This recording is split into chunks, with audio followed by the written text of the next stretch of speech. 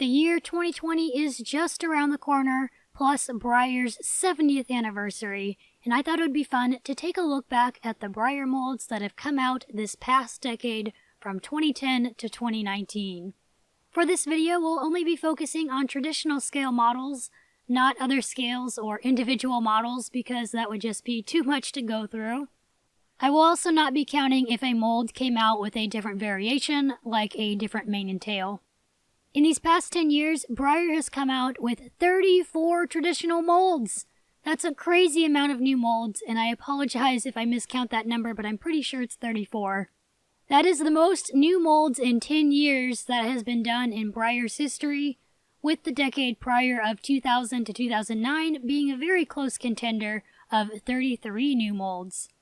That decade would also be 34 molds if you count the plastic version of the Othello mold, but since it was introduced in 1999 as a porcelain, I don't think it technically counts as a mold for that decade, since it was sculpted prior to that.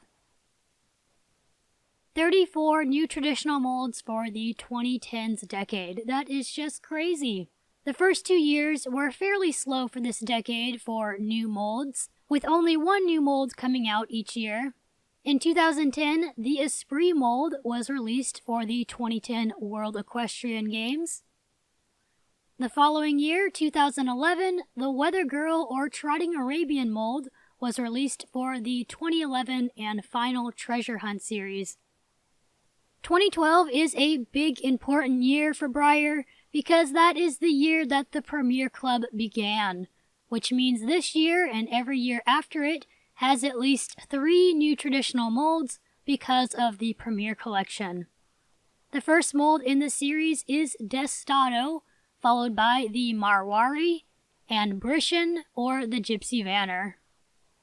In 2013, along with the Premier Collection molds, is also a new mold that was released as a regular run, which is Totalis, or Totalis, however you pronounce his name, a portrait model of the horse with the same name. The Premier Collection models for that year were Carrick, or the Walking Thoroughbred, Ashquire, and Latigo, or the Loping Quarter Horse. In 2014, the Premier Collection released the following 3 molds: Wyatt, or the Gaming Stock Horse. I'm going to ruin this next name. I'm just not even going to try. Or easier said as the Icelandic. And lastly for that year, Creodamcia, or the Connemara Mare. 2015 was a huge year with a total of 6 new traditional molds.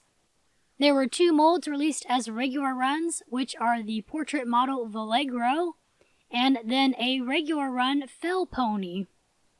The first release in the Premier Collection for 2015 was also the first mare and foal set for the Premier Club, which was Hermosa and Corazon, or the Andalusian mare and foal.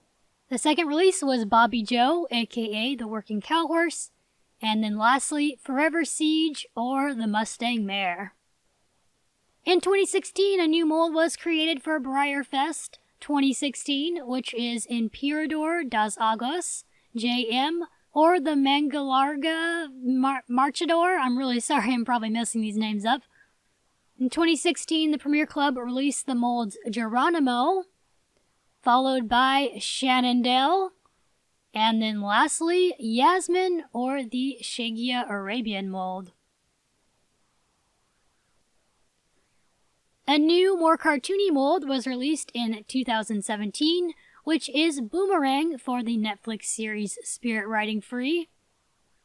In that year, the 3 Premier Club horses were True North, aka the Cantering Warmblood, Duende, or Spanish Stallion, and another Premier Mare and Foal set, Karina and Celine, I'm really sorry, I'm pronouncing these names wrong probably, or the Performance Lipizzaner Mare and Foal. Years 2018 and 2019 have only had Premier Club molds. For 2018, those molds were Bristol, Dundee, or the Australian Stock Horse, and Emerson, or the Standing Thoroughbred. Lastly, for 2019 is yet another mare and foal set called Rayanne and Cadell. I'm probably pronouncing it wrong, but they're also called the Welsh Mare and Foal. Then there was the American Saddlebred Hamilton And then finally for the decade is the mold Georg. So many molds, and what's so great is it is such a variety of molds done by a variety of artists. There's a little of everything. Warm bloods, stock horses, draft horses, Spanish horses, ponies, foals. There's also a variety of poses from standing still, to trotting, to cantering, to doing whatever these poses are. At this rate, I can hardly imagine what fantastic new molds will be coming out in the next 10 years. Now I'm going to attempt to give my top 10 personal favorite molds of this past decade, but I also want to hear what your guys' favorite molds these past 10 years have been. I'm really curious to see what have been other people's favorites, so let me know down in the comments below which molds from 2010 to 2019 have been your favorites. You can give your top 10 too, or just your top 5, whatever you feel like doing. Here's my list of top 10 molds from 2010 to 2019. It was extremely hard to narrow this list down to only 10. I tried to loosely order them from least to most favorite, but even that was really hard to do, so I'm going to say that they are in no particular order. There was also no specific criteria for picking them other than just being my personal favorites. There are just so many molds that I love. Number 10, Georg. This is a little tentative because I have not seen this mold in person yet, but from the photos I've seen of him, I think I'm really going to like this mold, and I look forward to getting a model on it. Number 9, Latigo or the Loping Quarter Horse. I think this is just overall a nice, fun, versatile stock horse mold. Number 8, Weather Girl or the Trotting Arabian Mare. This girl came out a year after I started getting into collecting. A couple days ago actually marks my 10-year anniversary of when I consider I really started getting into collecting Breyers, which is crazy. I didn't realize it's been 10 years until I was working on this video. Anyway, this mold is partly up here for nostalgia reasons. She was a special run the first year I went to Breyer Fest, and I planned on using 2 models in this mold for Crystal Sins and things like that. Number 7, Marwari. I really like how different this mold can look with his different mane and tail and ear variations. Number 6, Totalis, or Tortillas, however you say his name. This is another Ebro mold. I do like Bridget Ebrel's, I'm sorry if I'm pronouncing that name wrong, Breyer molds a lot for some reason. I think they look realistic while still having a look to them that gives them a lot of personality.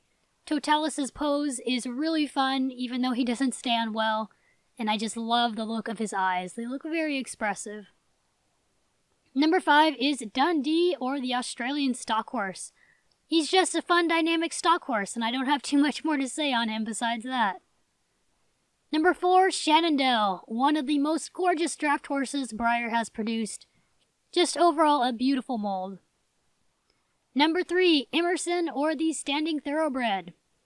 After getting this mold at Breyer Fest 2019, there's just something about him I really, really love. I definitely want to conga this mold. I think he is absolutely adorable. Number 2, Forever Siege, or the Mustang Mare. It's the mare with the giraffe neck. Yes, she is one of my top 10 because while her neck does look funky, she has such an attitude about her. She is also one of the few molds that I have a complete obtainable conga of, so I had to include her. Number 1, last but certainly not least, is Yasmin, or Shagya Arabian. I don't know why, I absolutely adore this mold, but I do. She is just lovely. I especially love Xena, the unicorn version of her. Even though I'm not super into collecting unicorns, I just never get tired of looking at her. Again, it was extremely hard to narrow those 34 models down to my top 12. There are several I could have switched out for other molds.